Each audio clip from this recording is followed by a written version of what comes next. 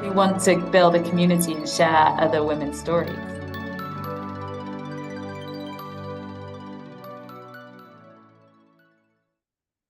Hi, everyone, and welcome to the Tea with Tea She Who Leads podcast.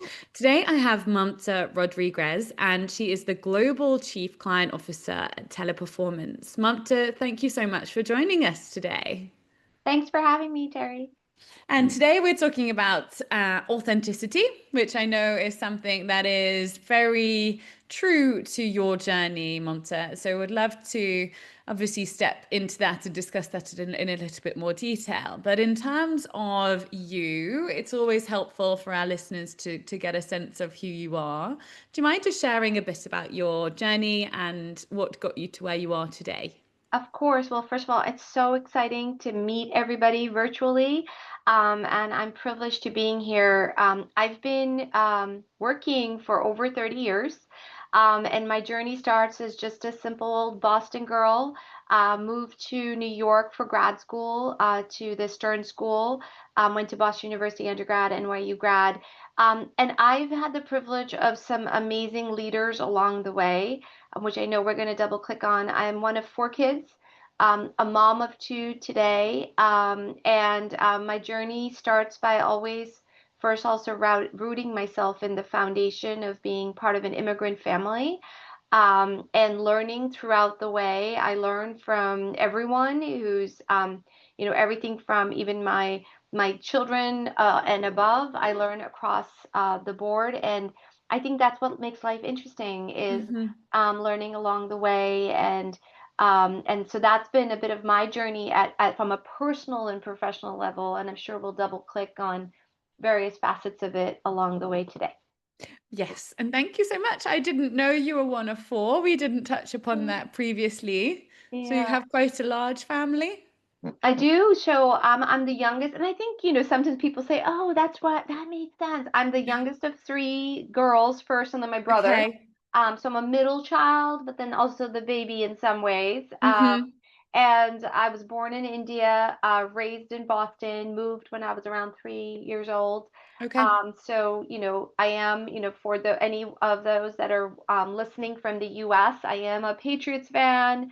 I am a Red Sox fan. If I don't say that, my brother will be very disappointed in me. And I married a New York guy, so we've got a mixed family, who's, Jets and Yankees, and so Okay. we keep it real when it comes to sports. Big sports family.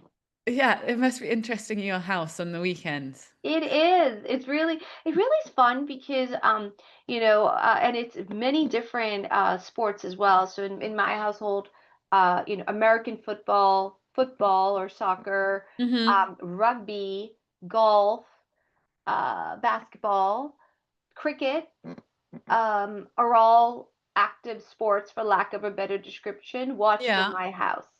Wow. Wow. And just from a business perspective, Monta, let's talk a little bit about companies and where you've kind of grown up because you've not always been at Teleperformance. Obviously, that's been Right. the last 5 years or so, right? But Yeah. prior to that, large corporates, I think kind of shaped your leadership journey along the way. Obviously, you had Amex and Yeah. Mastercard. Do you want to just share a little bit about your career?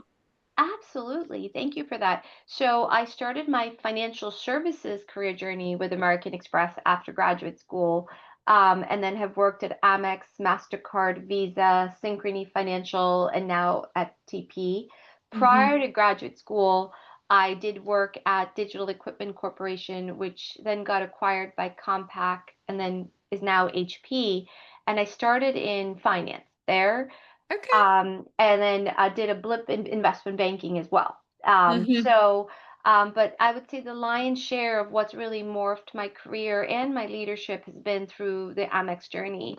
Mm-hmm. And foundational was American Express for sure in their expectations of what defines a leader, whether I was an Mm-hmm. individual contributor at the time, right, very junior, actually had a team pretty fast into my Amex career, and what that entailed was truly, a 360. They did 360s back then, of seeing who you were like with your Yeah. team, with your peers and your superiors, so all around. And Mm-hmm. that was a large portion of what defined your performance review. And then, of course, how you had driven your specific KPIs as well. So I've grown up with that over, my career of what makes a true leader and what Mm-hmm. enables growth from my early days at Amex. Yeah, which actually sometimes you don't really think about the context of leadership unless you have kind of had this training ground. Some people are kind of thrown into it, right? And they don't necessarily Right. have the background or the know-how to know how to get into it. And I Yeah. think actually the 360 piece, as you say, even back then, it was something Mhm. that they were doing, which for some businesses are only kind of going into that space now. So it's a different type of leadership for some, I It think. is. It is. It's much more based on EQ and Mm. and also being a servant leader. And also the defining of your success is not just yours; it's how you Mm-hmm. are with everyone around you. So it's a bit more of we rise together, we fall Mm-hmm. together, which isn't for everybody, right? Like some Yeah. people, and not for every industry as well, right? So one would think that in banking or financial services it's much more driven by specific KPIs, but rather as you grow in your career it's about everything else. Table stakes, you have your job because of your KPIs. Mm-hmm. You have the leadership because of everything else, and that's a very clear demarcation that I learned early on in my career. Yeah, so true. And I think actually sometimes it's hard to define that. I think it's good that you have got a bit of understanding as to the two and the difference that there is, not just being the leader, but obviously what that means for you and your role. Yeah. Um, Thank you for sharing that a little bit around kind of American Express. Are there any other pivotal moments throughout your career that have shaped you as a leader today? Yeah. Oh, there's so many. Mhm. I'm gonna pick a couple. I'll pick a couple if that's Okay. okay. Okay. Yes. One was early on, probably it was around the Mastercard time or Visa, around both. I had a very ambiguous role, right? So you were thinking about the background there is we were building out, the industry was saying, what is financial inclusion? How do we get to every individual, every citizen in the world and ensure that they have the power and the decisioning to make good financial decisions for themselves, but are we also giving them the tools and the capabilities to do that? And what was really pivotal for me was I was running at MasterCard, financial inclusion and driving the first product there for financial inclusion. So as many in the industry know, Ajay Banga, who was the CEO at the time, and relatively new CEO when I was there, knew, and he said to the organization, we're going to be number one. Visa was number one in the US at the time. And he said, we're going to be number one everywhere else. That's where we're going to start. And to do that, we're going to drive the underbanked, unbanked segment. And we're also going to do that with partnerships with the government. And makes sense now he's at the World Bank and how we do it. And here I am in this, serendipitous role driving government disbursements, unbanked, prepaid product and delivering that. And so I'm pretty proud of myself, right? And then the Mhm. role I have, a big book of business. It's a pretty awesome place to be. But but anytime you're in a pretty awesome place, you also have to recognize and eat your humble pie. Yes. So I launched a product. Very proud of myself, but I won't say where, but I launched a product in one of the emerging markets and wanted to pat ourselves in the back and we threw it out there. Now, as we know, every credit card product is you can't, you need to have the usage of it. Well, even before chip, you need to swipe, you need to Hmm. tap, you need to dip, wherever you were in the journey, right, of payments. Well, I put that product, fortunately, just as a pilot out there in a small town in this emerging market, and it was the citizens of that market were very proud of having their first card in wallet Hmm. and laminated the card. So I never thought about financial education in that capacity at the Yeah. time. And so here I am, so proud of myself. We've launched this amazing product. We're going to show proof points outside of our own markets that we were good in. And one learns from mistakes. That was a complete failure because the product cannot be used if it's laminated. And never did it dawn Oh on my me, gosh. Yeah. right? So it's a pivotal moment in my career. Not, and fortunately it was a pilot. Fortunately, we could learn from it. Is it's really important to put yourself in the other person's shoes. Mm. It's really important to build products and capabilities that first you really put yourself there. And while we've done focus groups, while we've done so much, all of it right, we didn't do the simple step of saying, what is transaction going to look like? What is the day-to-day person going to look like? And so I learned a Mm-hmm. lot. And in fact, learned not only for what's involved in my customer base, but also I always try to put myself in the other person's shoes as a leader. I learned Mm-hmm. on that as well. Mm-hmm. Like, what is their vantage point and what Yeah. am I missing? And, not that one can always catch that, but pausing and asking that question Mm. absolutely makes you a better person. So that's that's one So example. true. That's So probably one, true. yeah, probably one of the biggest ones that I have. And then Mm-hmm. the other one that's overarching my career generally is I've had pivotal points with really big leaders that have taken a bet on me throughout my career, right? So taking a bet on me, I had that at Amex with Steve Squarey. Taking a bet on me, I had that with leaders at Mastercard, including Ajay at Mastercard. Taking a bet on me at Visa with Bill Gaida, with Jim McCarthy, who were running with chief product officer and innovation officers, taking a bet on me at Synchrony with Margaret Keane and leaders that said, you know what, we're going to give you critical experiences, very Mm. GE in that way, and grew me. And lastly, taking a bet on me here with Danielle and Miranda, who really said, you know what, we're going to create verticals and we want Mm-hmm. you. We don't know exactly what we are looking for, but we believe in the cause. And throughout that, value creation's been very important. Where if I Mm. can drive value and I feel I can contribute, it's what's really led me to those decisions and those movements as well. Mm-hmm. And you've done this quite a lot, right? You go in somewhere and there's no real path for you. It's kind of like, okay, I like that. I will Yeah. take it and I'll see what I can do with it. And I know you've kind of touched upon this, and that leads quite well into that. But where does that come from? Because I think some people really shy away from that and think, oh my gosh, like, and I don't know how I would respond. I kind of like to know what I'm going in to do. Whereas Yeah. obviously it sounds like you're the opposite, and it's more like, okay, this is what I can go and do. And the funnel is Yeah. really large and there's a lot of opportunity. Yeah, and it started, you're absolutely right. I didn't even realize I like that. Mm, So I remember post 9/11, I had briefly worked at an investment bank at Bear Stearns, and they let go of most of the class, like mm, 9/11. And so here I am in New York, and like 2, 3 months out, like, well, 4 months out of grad school. And I was in grad school during like the dot-com bubble. So I had okay. so many offers, but everything changed. 9/11 came.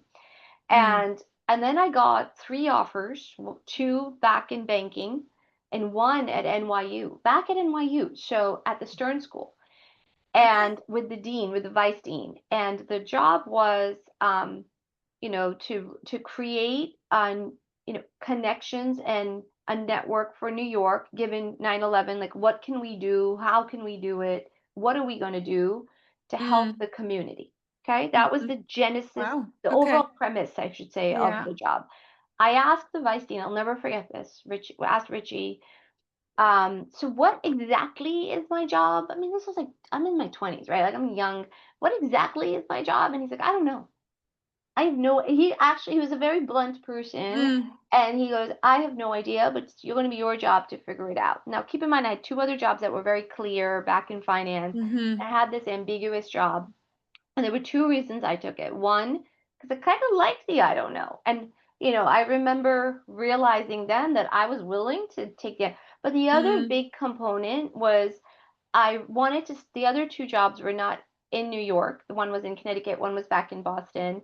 And I wanted to stay in New York because I had just met Roy, my husband today, mm-hmm. and I personally wanted to get to know him more. So I've always put what's important to me and willing to take the risk and the balance of that. It doesn't always work out for everyone. Mm-hmm. Mm-hmm.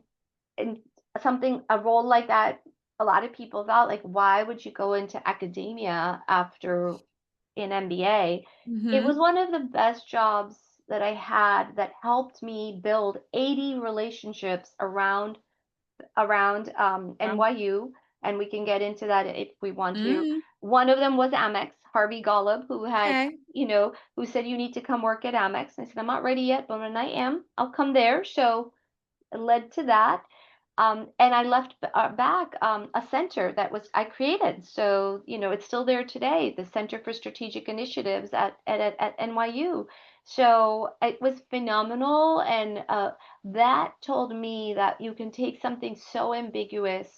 And we were all taking risk post 9/11, Mm. right? We Mm-hmm. were in that, like, we've survived, Mm-hmm. and we're here, and so there was, we being the community at large. Mm-hmm. It definitely helped me realize, though, that one can take something that's ambiguous and create something that's so real and Mm-hmm. impactful, and that then just led to me being able to do that again and again. Yeah. Although I think that is a prime example of you being true to yourself, right? If you think about it, you had the finance options, but they weren't taking you down the route that was personal and what actually meant something to you in terms of Yeah. being with your husband, who wasn't obviously your husband at the time. So completely, who knows, but it was the risk that Right. you wanted to take. So that for me just shows the authenticity piece has been there very early. Um, the whole episode is about authenticity and what that means to you, and obviously the career that you've created off the back of it. And I think that's the prime example. But would love to just hear what authenticity means to you, Mamta, and then we can dive into that a lot more. And I love that this led to so many opportunities for you, because it sounds like it was not necessarily the calling per se, but obviously you stayed true to yourself, and obviously it still took you in in a direction. I think, to your point, that what authenticity means to me is being passionate of what Mm-hmm. you believe in. And there's no right or wrong answer to that. Staying honest, not only with yourself, but with those around you. Mm-hmm. Um, recognizing what's important to you. So for me, as an example, I've always wanted to be in a value creation role. Um, and that can mean many things. Value creation at NYU Mm-hmm. was building the network. It wasn't a revenue line, it was really connecting with the community and creating opportunities for students. Value Yeah. creation, once I got into financial services, was driven by, like, the traditional revenue driver, but had many times has had a lens on how you're building out a community, right? You're Mm-hmm. creating financial empowerment, you're doing that. And most importantly, authenticity is how you are with your team and those around you, and personally as well. When especially during COVID years, where even my children could hear me on work calls, they Mm. knew exactly what, they were in virtual school, I was at virtual work, right? Yeah. And I was so proud of who I am, and because Yeah. they can hear everything, right? Like, Yes. and what that represents, and to be that role model for the next generation, right? Because they're here, the Gen Zers, which is where my kids fall, Mm. the millennials, of course, already very present. And I think that being true to yourself then reflects in how you are with others as well. So that's my definition, Mm-hmm. very broad definition, but what defined me as being authentic. Yes, thank you. And so true. And I think that passion piece is so important. Do you think the role at NYU is where you figured that this was the kind of guiding principle for you from a career perspective, or was it somewhere else where you realized this? Authenticity, I I honestly think even before that, when I mean, I think that authenticity is something it's nature versus nurture. Mm-hmm. So Mm-hmm. there's something in nature that leads to Yeah. some of the, personal experiences with where you are in life. But of course, I think where you're going is the nurture. And I think what really became paramount through my career was, and actually the switches that I made as well. I think one of the ones that really showed me that leaders, two of them, leaders were really thinking about me more than anything else. through the career, especially this one was at Visa when I shared with my leader that I might be leaving. And I was very, very close to that leader, believed in, what all they'd done for product and innovation at Visa, Mm. case in point where they are even today. And he put me first, and that to me showed his leadership. And at first I'm like, wait, you're okay with me leaving? And, he's like, it's not about that. It's me Mm. being wanting to support you in what's right for you. And then when I came to Synchrony and I was a client to Visa because I moved to the bank side, he helped me with Visa and navigating things I needed for the Mm. bank. And I remember seeing an email, chain forwarded, and he's like, we've sent one of our own and we need to help her in what she needs. Oh.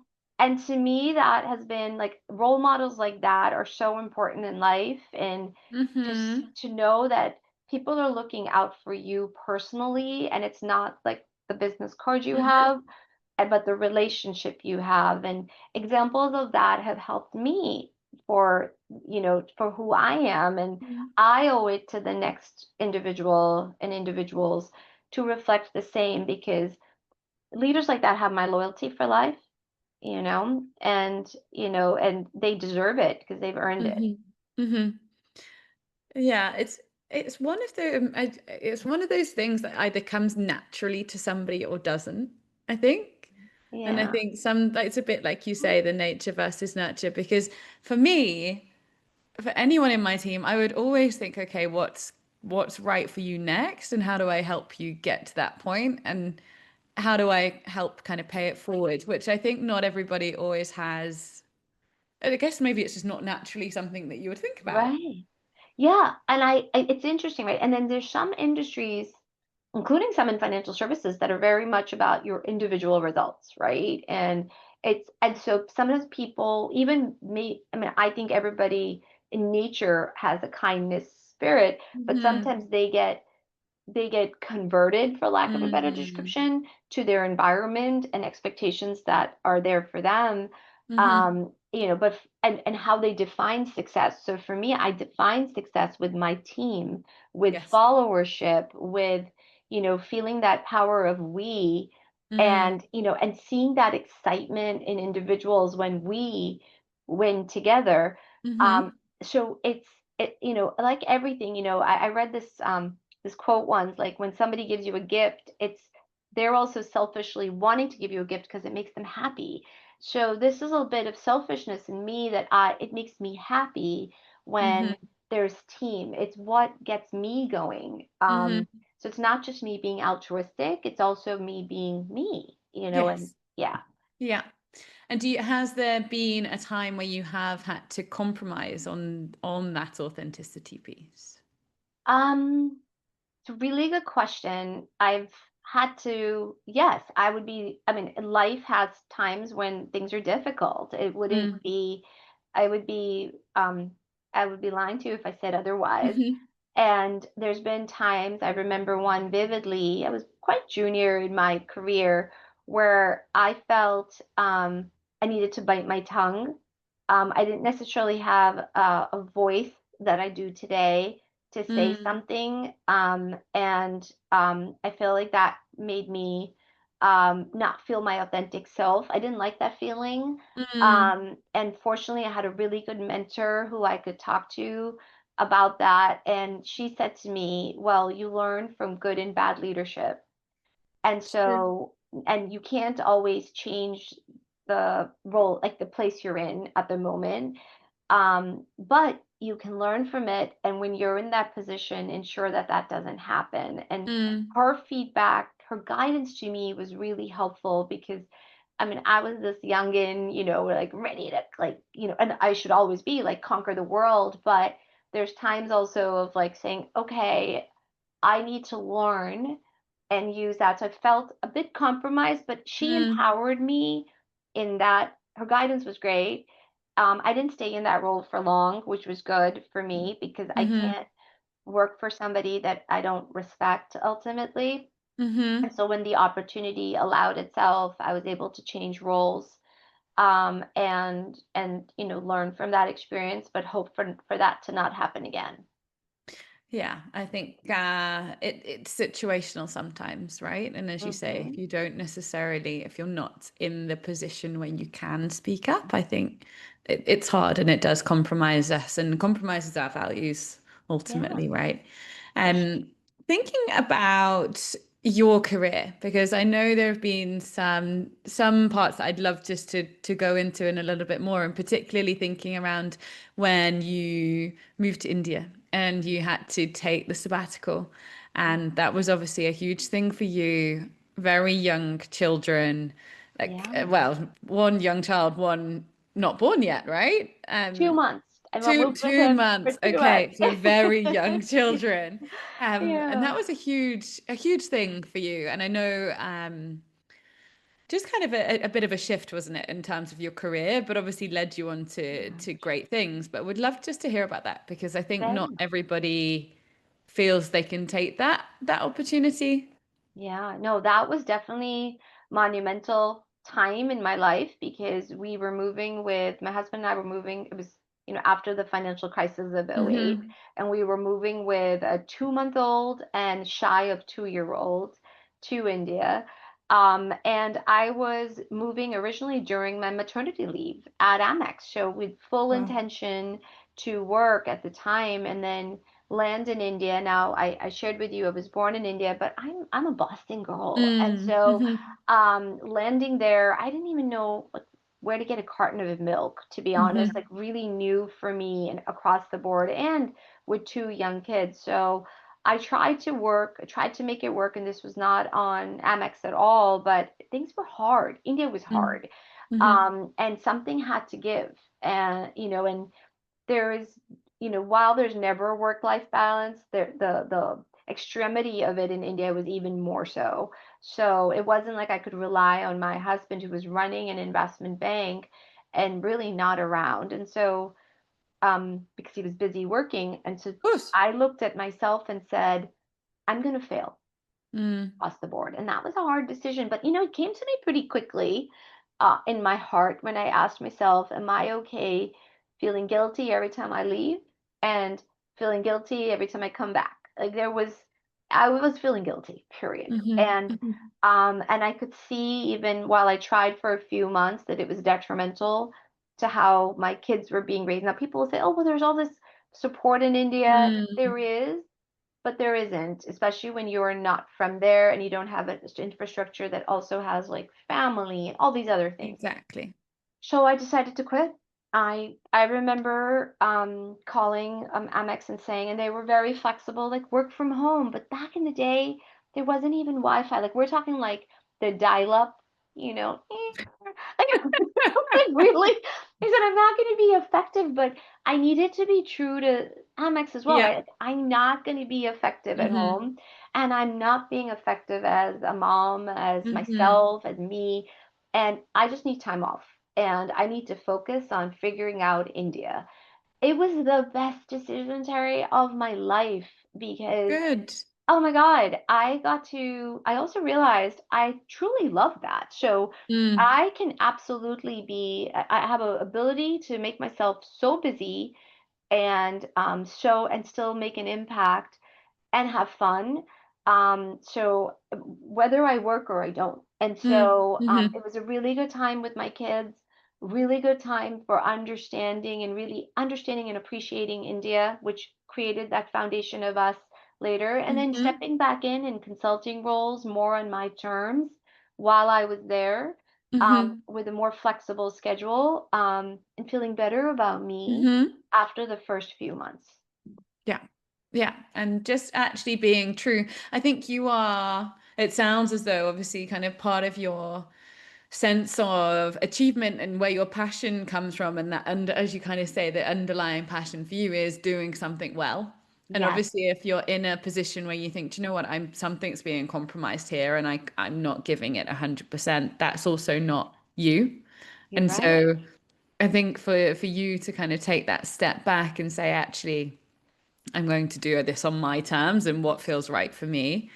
Yeah. Amazing. And like you say, it's not often that you are put in that situation, and to have the opportunity that you did with your children. I know that Yeah. it will have taught you many different things to what you will have learned at American Express.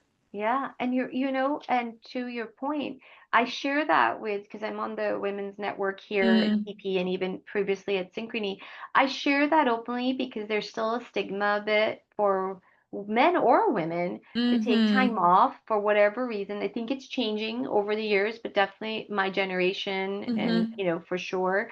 And I did it, and I've openly always shared why, how, and it's never held me back in the sense of, and perhaps I didn't get, maybe I didn't get a promotion I would have at some point back then, but I don't even know, because yeah. when Mastercard found me and they asked me what I was doing, they found me and I said, well, Mm, I'm part-time, I'm doing some consulting, but this is my background. They're like, great, and the rest is history. So mm, I think it's really important to I found it really important to share that with mm, other women and men, so that mm-hmm, they know that, making choices that are right for mm-hmm. you at any given time in your journey, because it is a journey, right? Like, we give so Yeah. much to work, and we give our personal self to the work. Why should it not be that journey Yeah. of and different facets of it as life progresses? Mm-hmm. I actually, in the UK, we're very lucky because you can take up to 12 months off, actually, kind of slightly longer if you think about vacation times. And when I was going off, I naturally just thought about my clients and I was like, I'll be off for 6 months. Like I'll be back after 6 months. Yeah. And then all of my family were like, why? Like, work will be exactly the same when you go back. Just take the time Yes. because you don't get that back. And I'm so glad that I did. And every month I would kind of push it out for another month. And then in the end, I went, you know what, I'm just going to take the 12 months. I'm just committing to it. And that's what I want to do. And I'm going to do it. For you. And I came back to work and it was honestly as though I'd gone off yesterday. It was like nothing had Right. changed. And you just think these things that you think are very big are Right. actually not. And Yeah. actually, you really are grateful for the time. I had the best 12 months and I miss those times. Yeah, no, I miss those times back then. And so, because my kids will always, as you'll see as your kids get older, so tell me a story Mm, about me from back then. And hmm. when I reminisce, I'm like, wow, those were such good times. I mean, naturally now I've got teenagers, so I miss their baby selves as well. So there's a little bit of that, that now, like, I compensate with my dog. But you miss those times, and to be able to have those stories, Mm, it's not hmm. about, oh, I did an Excel sheet, right? Or, Yeah. oh, I did, I made sure all my Outlook email was, what do you define as, like, Hmm. the memories of Yeah. any given chapter? And that's what makes it, Hmm. fun and So interesting. true. Yeah, It's so yeah. true. And Mamta, you and I connected because of our passion for female leadership, female community, female support in any capacity. And I love what you're doing at TP. And it sounds as though you've done this kind of throughout your career, but I think at TP you're really paying it forward. Mm-hmm. And so what are you, can you share that with us? And I'd love to obviously talk a bit about that if possible. Yeah, absolutely. So TP Women is a women's network where we'll say every woman at TP is a member. Obviously, some are more active than others, and TP is massive. It's 500,000 Mm-hmm. employees globally. So this is a massive organization, and the largest and oldest network that we have. And some ways that we're paying it forward, it's not just me, it's the community, is one, reflecting the tenets of our values, which everything that we're talking about here is, the anchors of TP Women. Be authentic, be bold, be gracious. So, at the same time, be confident, Mm-hmm. in what you, and ask for what you deserve, and have a voice, Mm-hmm. and leverage others to help you have a voice. So I think that's key to the tenants, and I'd say key to everything that reflects me, but reflects the Mm. network. And I think, and I know it's helped, because originally when I started, and even women on my team, they ping me on chat about something they wanted to say, but didn't say it in the room. And in fact, at Synchrony, I was very active in Women's Network, and we had a consultant come in that pointed something out that had stuck with me, where she said that sometimes, many a times, you're in a boardroom or any, meeting, but imagine that boardroom, and, Terry will say something and very phenomenal, and it's not really caught, and then, Joe will say it basically again, and Terry's sitting there thinking like, yeah, and everybody's acknowledging it. I'm like, great, great idea, Joe. Well, it's really important for me, Mamta, who's sitting in that same table, to say, love it, love your idea, Joe, that you piggybacked off of from Terry, and let's see what we can do about it. And so when that consultant who pointed out the red house on the street, like that expression, Yeah. highlighted to me that we as human nature do that, unbeknownst to me. Sometimes I've been very purposeful in highlighting that in my life of what I can do. And I bring that into the Women's Network as well, to enable that voice for the women to say, whether it's even a chat saying, you know what, Terry just pinged me about an idea that I really liked that she said. And you know what, instead of me stealing her thunder, Terry, do you want to take a minute and talk about it? And behind the scenes, I send that chat to you saying, I really like your idea. I'm about to call on you. So it's not like you're put on the spot either. Yeah. But it's such small acts of kindness that cost me nothing. Yeah. But make you feel so much better in that situation. And I feel it's very circular, because now people are doing it more and more. So I find that's really key. There's a lot of initiatives that we have naturally around the organization, whether that's podcasts and amplifying various leaders internally and externally's voice and their personal story. There's many charitable events that we're sponsoring. There is, and of course also basic efforts, like we're largely a call center company at our Yeah. DNA. We didn't have expecting mothers parking at the call centers. So things that, menopause on the other spectrum, and wellness that we can do for women. So all of that in a very short nugget are things that we do in the network, and truly create a place, a home for women and men, because it takes the Yeah. conversation of both. And so we definitely have men leaders and mentors, especially those that we feel are doing right by the women on their teams. We invite them and saying, congratulations, you've earned a spot here, because the dialogue is really about men and women, right? Not just women with women.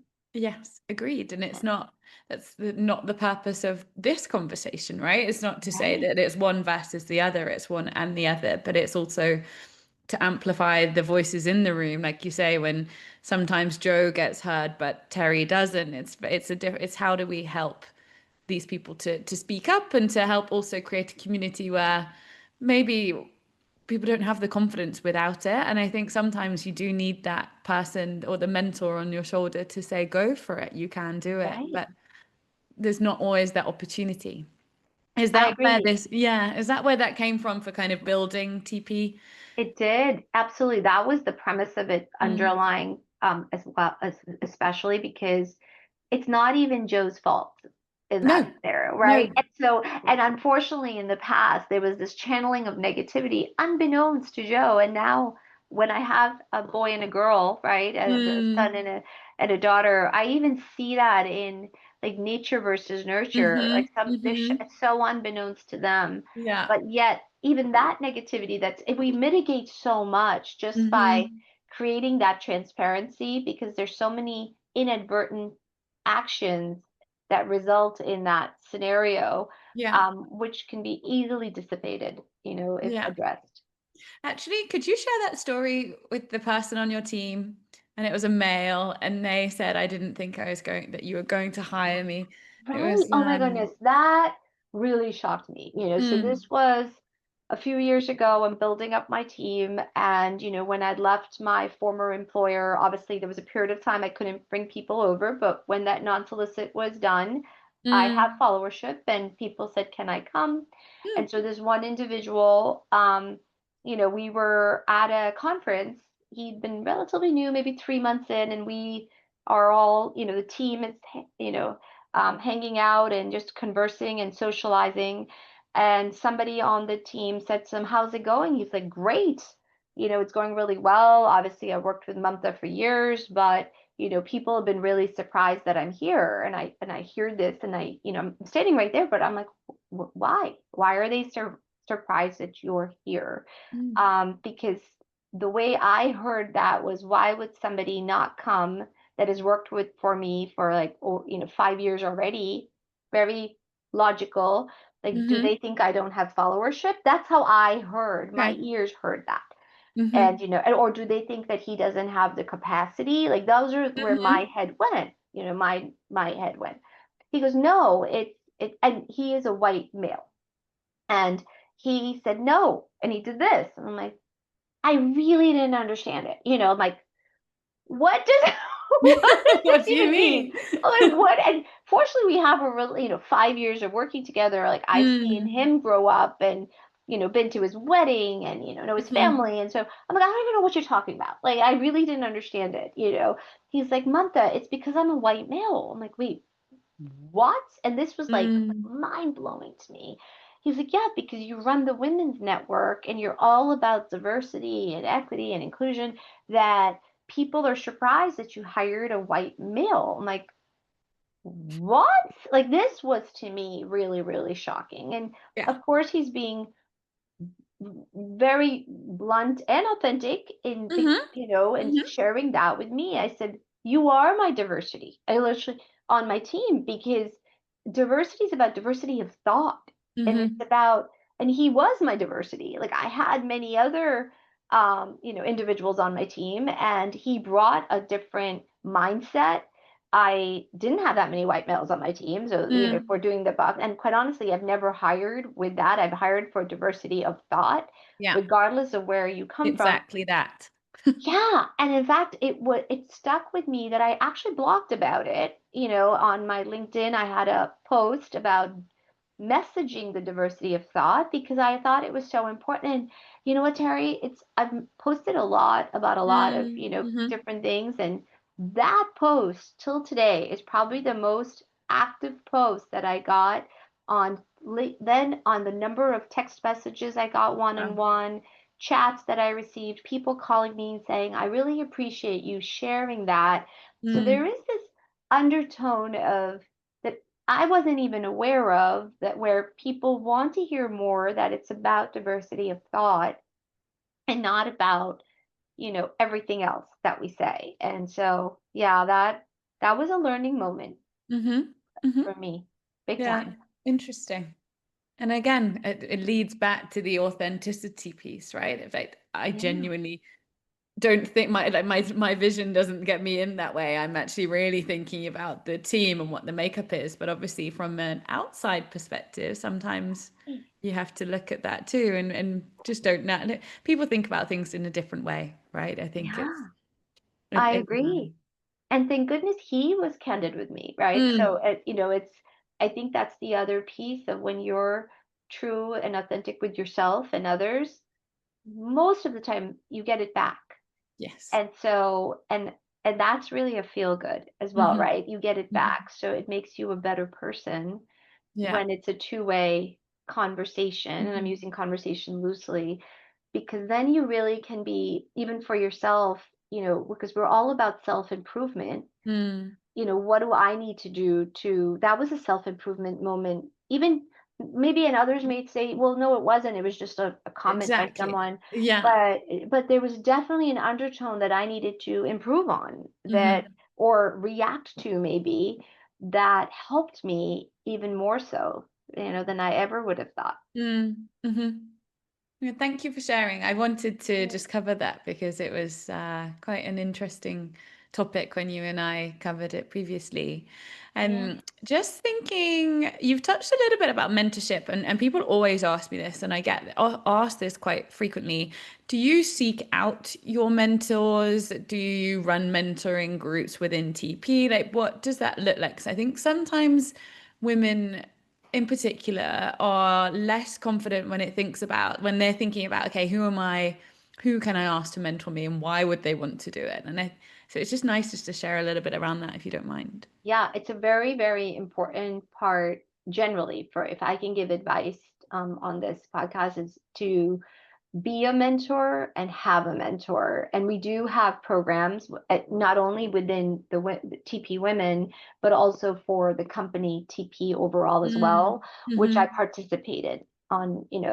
I do proactively look for mentors. So I proactively said, I would love you to be my mentor, and have kept mentors in my, as my mentor for over 20 years now, that they are there for me from a guidance, from a friendship, from a real, they've seen me grow up, real deal perspective, and also they've grown up. So learning from them along the way is a big part of my success and the mentors I've had. I'm also a mentor. So for the mentees I've had, I owe it to pay it forward and also learn from my mentors, who, by the way, have been both men and women, and I pay it forward, who also my mentees have been men and women. I think that's super important to do as well because you learn. One of my most recent mentees, I've learned so much from her. And she'll say, "No, I learned more from you." And I'm like, "No, you also bring sometimes the questions you bring and the vantage point you bring into the conversation helps me get to reflect and respond and guide you." So I think again, look at those relationships as my recommendation is don't look at them as transactional, like, oh, it's time for that call. So, but rather the conversation and where that leads, because over time, that relationship becomes a friendship if it isn't from the start. And you may not be calling them a mentor anymore. You're calling them, or vice versa, a mentee, you're calling them a confidant, a friend. And that's true success, along the way. They're people that I would be in touch with regardless of when I retire, they're still going to be my mentors. Yeah. I don't know if you see what's happening here, but that's also you being authentic, right? It's you saying, I'm going to have genuine conversations with people rather than kind of True. going in Right. tunnel vision, thinking I have to get something out of this, which Yeah. again, I think is testament to you and true to your core values. It seems to Oh, just kind of thanks. come through. We are sadly slowly running out of time. So just a couple of questions around kind of future legacy, which is something that we always cover on the podcast. But what do you, if you had one piece of advice and thinking about your children, obviously you've got a son and a daughter, as you've mentioned, but what's the future advice for them in terms of like coming into the workplace? Yeah, I am so excited. Naturally, selfishly too, because I have a son and daughter in that generation, but also for the millennials as well. So, the generations coming after me, because I'm a Gen Xer, the advice I give them is be respectful to yourself and to those around you. Be proud of yourself and those around you, and learn along the way. Like learning never stops. And it goes back to being respectful and confident as well. So that would be my overarching advice is, if you have those tenets, then the default is being true to yourself, right? And if you're true to yourself, and also at times sometimes you'll be in a job, especially early on in your career, that may not seem like the ideal job, but you may learn from that. So remember the tenet of learning, because that learning is what you'll take forward, because you learn from good and bad, right? You Yeah. learn from good and bad leadership as well. So patience and good listening is also part of that I didn't cover earlier, but I'm a avid listener. um, I learn by listening more than anything. Everybody has their strengths. Mine Yeah. is listen. I hardly take notes. I listen, because if you care and you're passionate about what you're doing, you actually remember So what true. you'll hear. And so that's my advice, is do something you're passionate about. And if you do it with those tenets underneath, you can conquer the world. And I'm confident that they will. Thank you, Mamta. So happy that you've joined us today and for sharing. And I think both you and your two children are going to go on and conquer the world by the sounds of things. So I look forward to seeing that into the future. But thank you again for joining us. Thank you so much. And I say the same for you, Terry. Thank you for having me. I so appreciate you. Of course, thank you. It's been a pleasure.